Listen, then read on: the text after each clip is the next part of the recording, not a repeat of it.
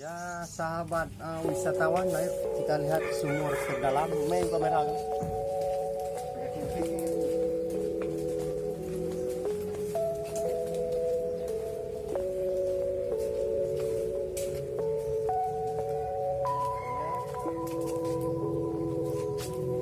Ya boleh berak fikir. Biasanya guys, kalau kita mau mandi kita akan raya badan.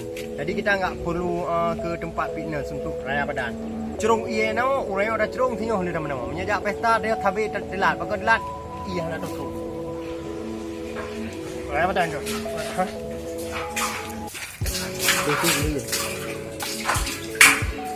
Hantu terus kah raya badan?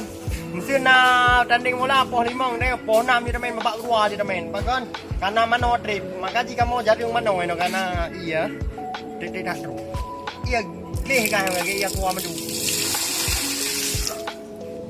Ya selamat berjumpa kembali para YouTuber dunia. Jadi di sini kita akan sama-sama melihat yaitu sumur terdalam di dunia. Ayo gas. Ayo mau naik.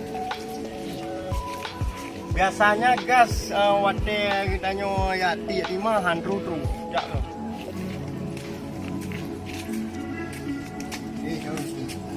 Yang beda pakai lagi.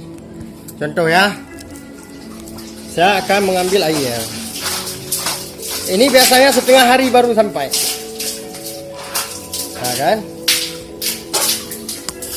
Ini boleh beda pakai kita. Ini baru sampai. Ini saya cerong. Ini saya cerong dari tadi pagi jam 8 baru sampai jam 2. Baru bisa kita ambil airnya jam 2. Sumur terdalam di dunia. Ya.